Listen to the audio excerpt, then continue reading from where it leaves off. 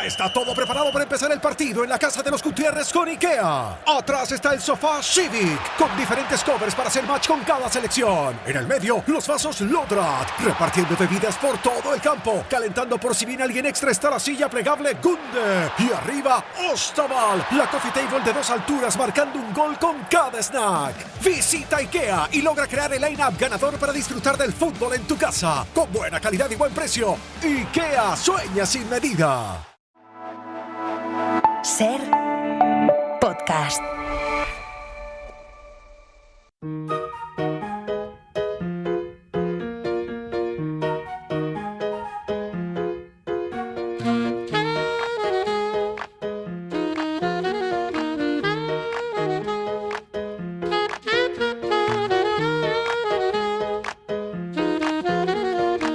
Coordenada 25, con Aimar Bretos.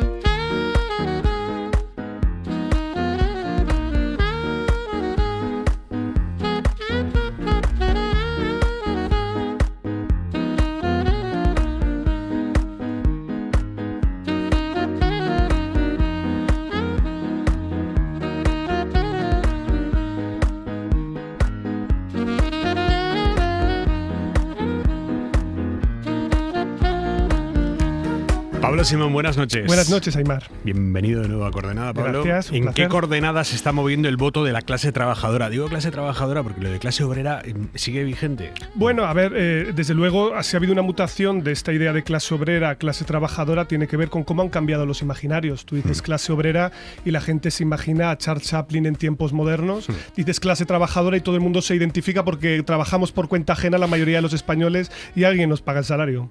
Vox está rascando ya voto donde antes no lo hacía. Ha tocado, casi como un inicio, un titular. ¿Ha tocado techo ya Vox en los barrios pijos? Bueno, está empezando a conquistar otras zonas de callejera. Ya sabes que el techo es el 100% y el suelo es el 0, o sea que potencial de crecimiento siempre hay.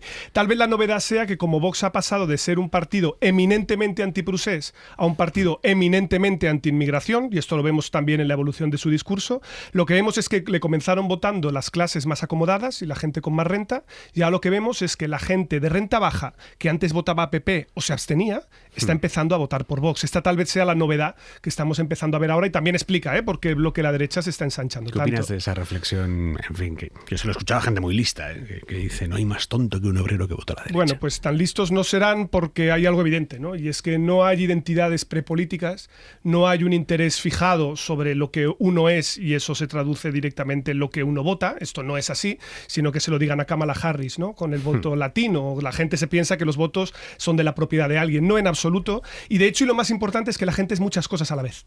Es que un trabajador puede ser católico, y puede ser mujer, y puede ser heterosexual, todo a la vez. ¿Cuál es la identidad que prevalece en cada una de esas circunstancias? Es pura política. Es decir, decidir cuál es el vector de una elección depende de la contienda electoral, de qué activan los partidos en un momento determinado. Venga, vamos a meternos al fondo del asunto. ¿Qué pasa con el voto de la clase trabajadora en España? Vamos a empezar por definir la clase social. Esto es muy importante. ¿Qué es clase social? ¿Qué define que yo pertenezca a una clase o a otra? Porque hay mucho de percepción que tiene uno de sí mismo, ¿no? A ver, yo creo que es importante distinguir dos baterías de aproximaciones. La primera es la percepción subjetiva. Esto le preguntamos a la gente, ¿tú qué te sientes? Y entonces tú, yo y Ana Patricia Botín se colocan como clase media y se acabó la discusión, ¿no? Esto ocurre muchas veces.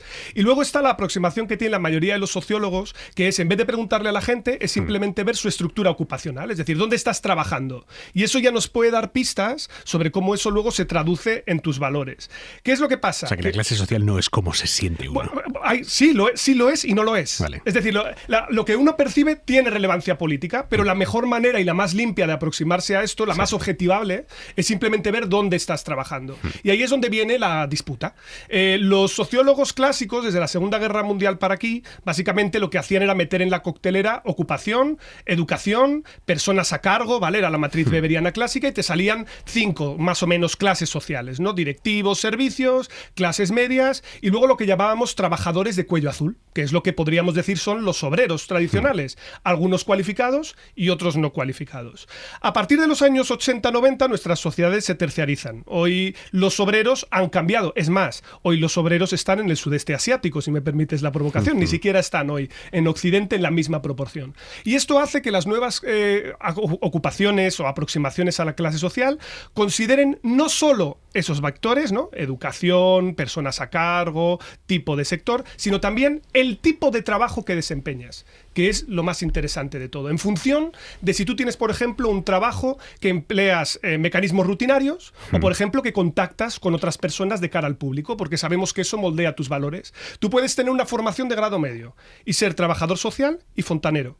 Estar ocupado por cuenta ajena. Tienes una cualificación parecida. Niveles de renta probablemente diferenciales, pero bueno, no tan alejados. Sin embargo, en un tipo de trabajo tú estás en contacto con otras personas y en otro tú vas y das una solución técnica a un problema determinado. Eso sabemos que moldea tus valores y moldea tus percepciones políticas. O sea, un trabajo de cara al público puede ser determinante en tu forma de percibir el mundo y por lo tanto de enfrentarte a él en las urnas. Lo es en términos también incluso de valores. Eso es un poco lo que nos explica el que nuevas dimensiones de desigualdad hayan aflorado. Es decir, no es solo que ahora haya una especie de pseudoélite progre que tenga muchas ganas de que discutamos de feminismo o de minorías sexuales, no. Es que las sociedades se han terciarizado y ahora tú estás en contacto con otro tipo de personas y eso hace muy complicado que una enfermera o un enfermero que está todo el día en contacto con personas con dificultades no desarrolle un grado de empatía diferente al de un cirujano que llega, aterriza, opera y se va. O sea, que hay un sesgo ideológico por profesiones. Sí, de hecho lo tenemos también medidos. Hay casi 2 puntos de diferencia en la escala ideológica en función de la profesión en la que estás. ¿En serio? Si yo ahora te digo, ¿tú cuál dirías que son las más de izquierdas en España y en general en el mundo? ¿Cuál es? Trabajador social. Entra artesanos, médicos, profesores de universidad. Quiero decir, no son cosas demasiado sorprendentes, porque si yo te dijera los que están más a la derecha, automáticamente pensarías en banqueros, directivos, etcétera. Pues fíjate, hay un diferencial de 2 puntos. Y esto lleva también a una discusión súper interesante, ¿no? Que es la clase ocupacional que tú desempeñas, la clase social. ¿Cómo se vincula eso con los valores? ¿Tú los seleccionas antes? ¿El trabajo que tú tienes condiciona tus valores o tus valores condicionan el trabajo? Esa es una pregunta interesantísima y probablemente las dos. Y te lo explico de una manera muy sencilla. El tipo de estudios universitarios o de formación que tú haces viene condicionada por tu socialización. Yo cuando llego a las aulas me encuentro, oh sorpresa, que los estudiantes de política y sociología están más a la izquierda que los estudiantes de derecho y política. ¿Quién lo iba a decir? Por lo que sea. Y luego esas personas van a un tipo de ocupaciones determinadas. Y por lo tanto, esto ya prefigura su orientación ideológica. Pero ahora míralo al revés. A ti, Aimar, estar en tu trabajo no te ha cambiado en términos de las relaciones que tienes y cómo ves el mundo. Completamente. Por desgracia, y digo por desgracia, nos pasamos 3/4 partes de nuestra vida trabajando. Por lo tanto, necesariamente el tipo de rutinas, la gente con la que tienes que lidiar, qué tipo de actividades desempeñas, también cambia progresivamente tus valores y tu visión ideológica del mundo. Háblame de la izquierda Brahman. Esto es un concepto que se inventó el economista Francis Piketty. Háblame de ello. Mira, pues la tesis que plantea Piketty en su libro es básicamente, y es economista, vaya esto por delante, por lo tanto lo voy a criticar, es la idea de que ha habido un realineamiento a nivel global que hace que las izquierdas, los votantes de izquierda en general, hoy estén más educados, mientras que los votantes de derecha se hayan extendido. Una parte de ellos se han ido hacia posiciones más mercantilistas, directivas, y otras más a las clases trabajadoras. Por lo tanto, él lo que dice es, la izquierda brahmin, es decir, brahman porque viene de los brahmanes, que son la casta en la India con mayor formación. Ahora son universitarios pijos, que como tienen otro tipo de problemáticas que tienen que ver con las cosas posmodernas, no se preocupan de la redistribución, y por eso las clases obreras tradicionalmente les dan la espalda. Y ahora viene la crítica, porque evidentemente ha habido otros colegas politólogos que han entrado con el machete, Abu Chadi, Hicks, etcétera, que lo que dicen es, un momento, frena. Primero, esto no es así por una razón muy fácil de comprender, y es que no estás dividiendo dentro de la izquierda. Es decir, estás considerando que la izquierda es un todo homogéneo, y no es verdad. Mientras que esos brahmanes han girado más hacia partidos de izquierda alternativa, alianzas rojiverdes, partidos verdes, los que votan a partidos socialdemócratas clásicos siguen teniendo una preferencia alta por redistribución. Por lo tanto, a lo mejor la pregunta no es si han cambiado los electorados o han cambiado las élites. A lo mejor lo que ha cambiado es el mundo. Es decir, a lo mejor el problema que tiene ahora la izquierda es que las herramientas de las que antes disponía para redistribuir ya no son tan eficaces. ¿Cuál es la implicación de eso? Hace las políticas que puede hacer, las vistosas. Podemos darle la razón a Piketty en que hay una parte de la izquierda Brahman, que está más preocupada, por ejemplo, por el cambio climático que por las políticas de redistribución. Eso es. ¿Y eso es malo? No, No necesariamente, es decir, lo que ha introducido es nuevos temas en la agenda que antes no estaban. Aquí la pregunta fundamental es, primero, ¿esas clases trabajadoras están abandonando a los, digamos, partidos de izquierda tradicionales por esta cuestión que tiene que ver con la redistribución o por cuestiones culturales? No. Es decir, esa es una primera pregunta, porque esta es la crítica que tradicionalmente plantearían los que defienden las tesis rojipardas. Para que la gente nos entienda, los que dicen es, metan ustedes otra vez en el cajón todos estos nuevos derechos de mayo del 68, vuelvan a hablar de la clase obrera y podrán hacer que la derecha retroceda electoralmente porque esos trabajadores volverán a votar a la izquierda. De momento, empíricamente esto no lo hemos visto, o no en el grado con el que ellos decían, no está pasando.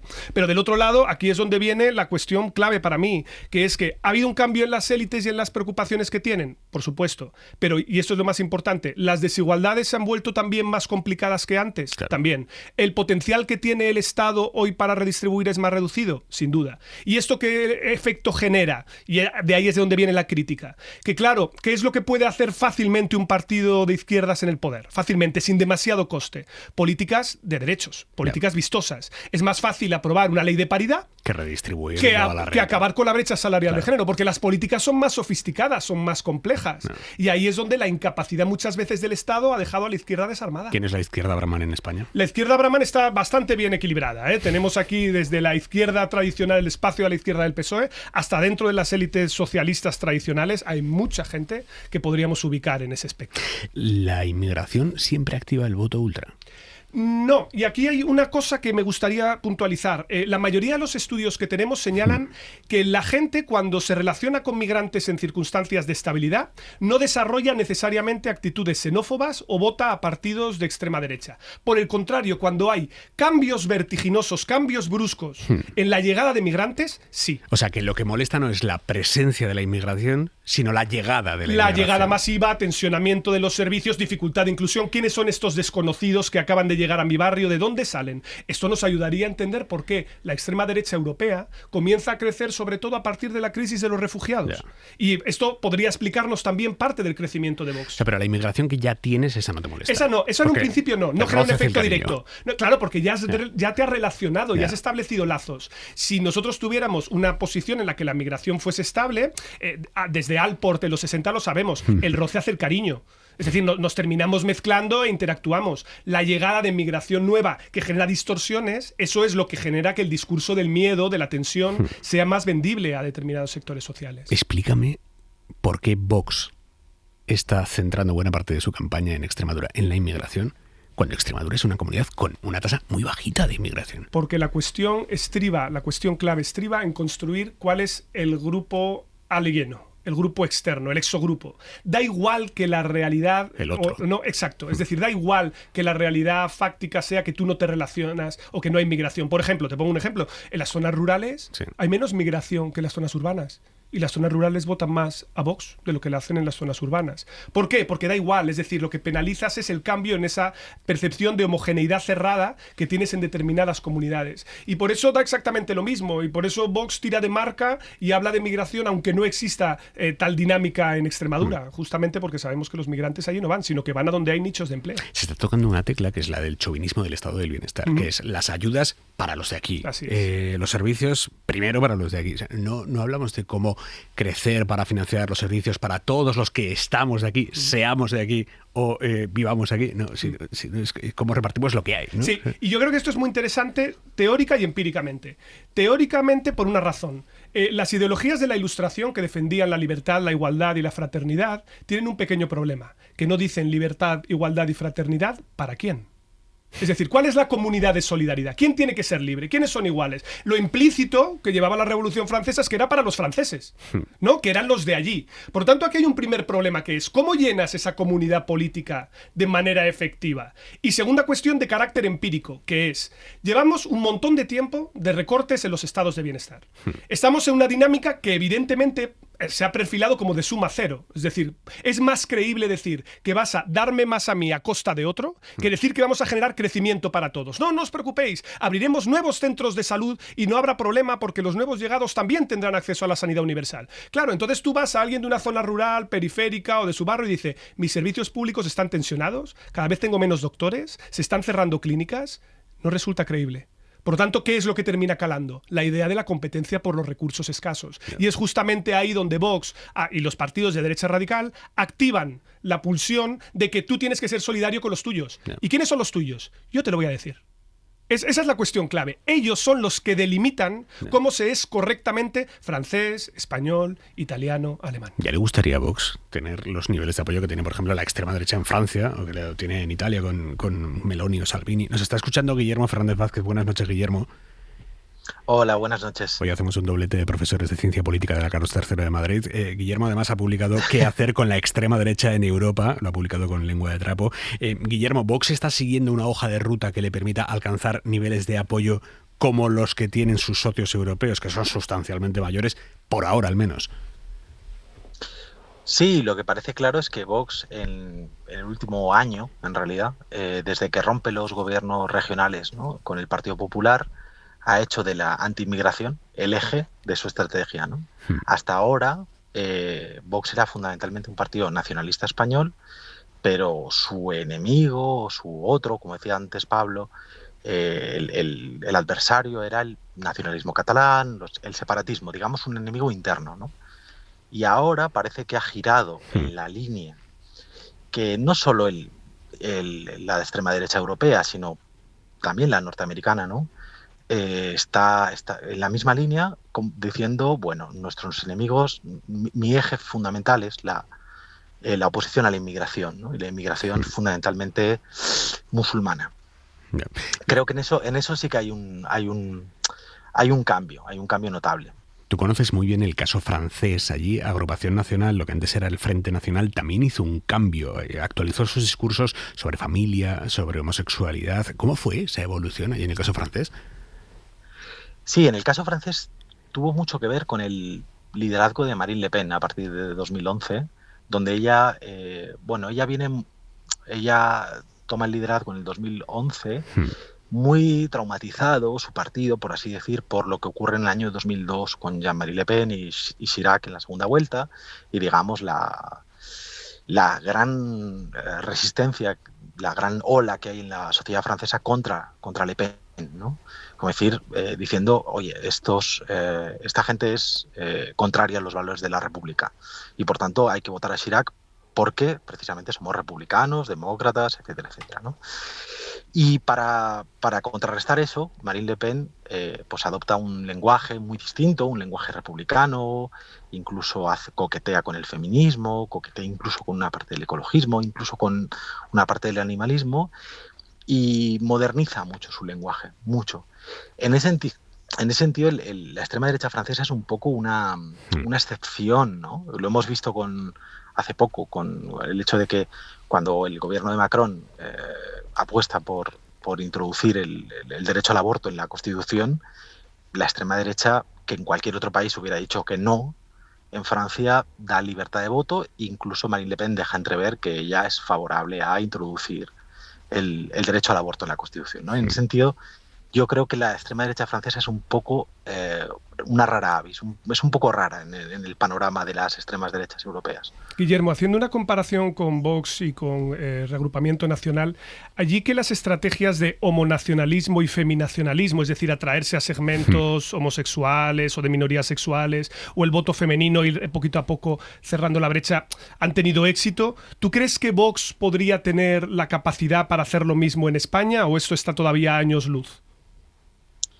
Yo creo que está lejos, la verdad, sinceramente está lejos. Es verdad que Vox ha hecho una apuesta claramente por el discurso anti-inmigración, pero más para mí, más que parecerse al Frente Nacional o al Reagrupamiento Nacional de los últimos años, se parece a lo que ocurrió en Francia entre los 80 y los 90.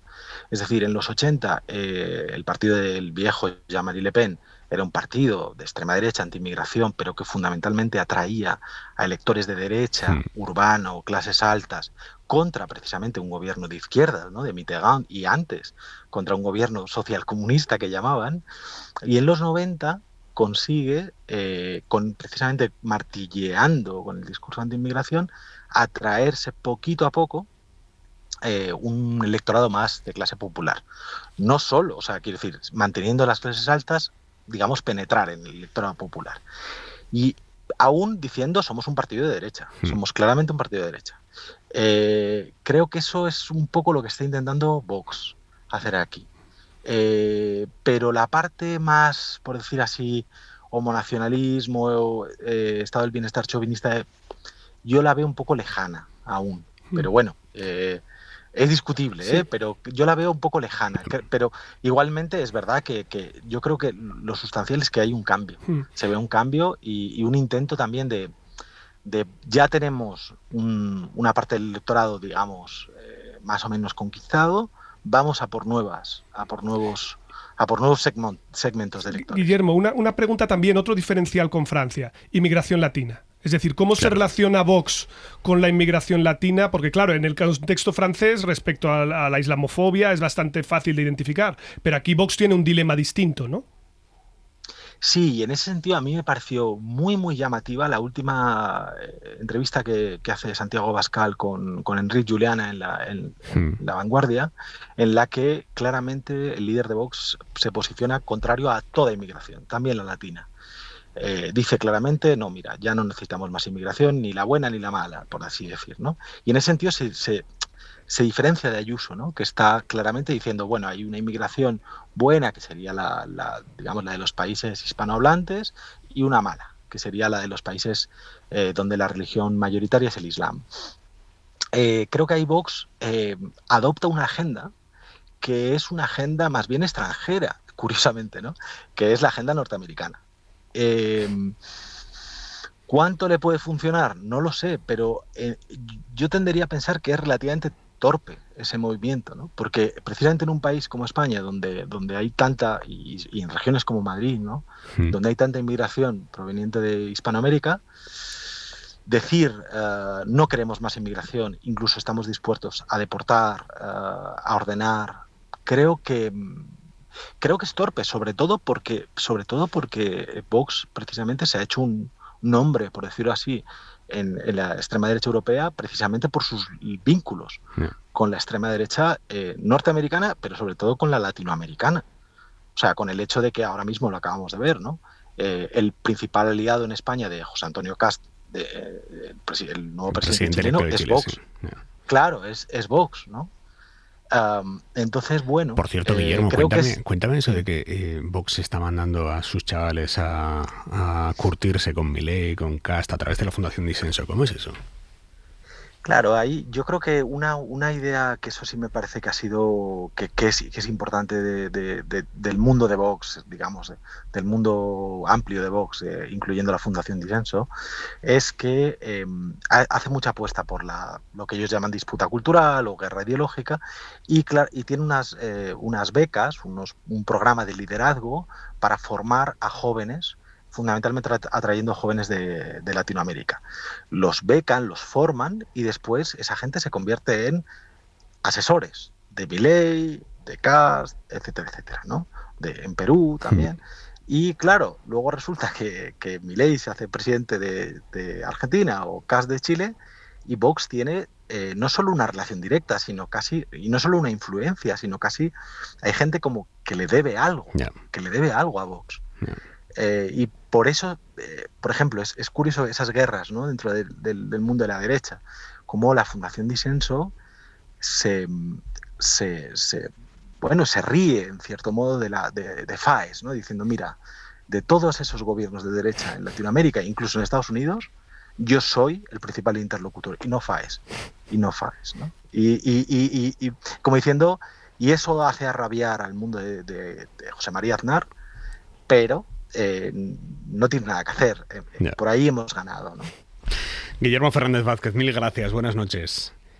Muchas gracias a vosotros. Guillermo. A ver, Simón, por cerrar, está claro que no recibir lo que crees que mereces es un motor para la desafección política, es un motor en la vida personal y también en las preferencias políticas. Estamos viendo que la extrema derecha entra ahí y consigue barrer. ¿Qué está haciendo la izquierda o qué debería hacer la izquierda para intentar recuperar a esa gente? Pues yo creo que hay dos pilares que son fundamentales para la izquierda y hasta cierto punto para el sostenimiento de la democracia.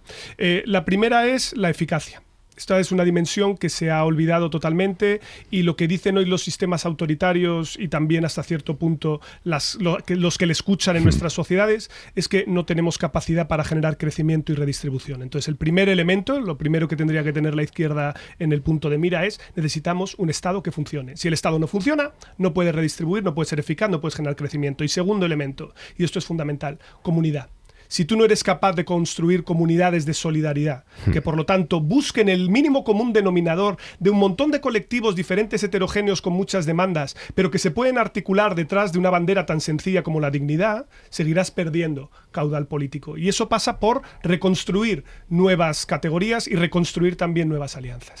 Simón, gracias. Gracias a ti, Aimar. Para no perderte ningún episodio, síguenos en la aplicación o la web de la SER, Podium Podcast o tu plataforma de audio favorita. Ya está todo preparado para empezar el partido en la casa de los Gutiérrez con IKEA. Atrás está el sofá Civic, con diferentes covers para hacer match con cada selección. En el medio, los vasos Lodrat, repartiendo bebidas por todo el campo. Calentando por si viene alguien extra está la silla plegable Gunde. Y arriba, Ostaval, la coffee table de 2 alturas marcando un gol con cada snack. Visita IKEA y logra crear el line-up ganador para disfrutar del fútbol en tu casa. Con buena calidad y buen precio. IKEA, sueña sin medida.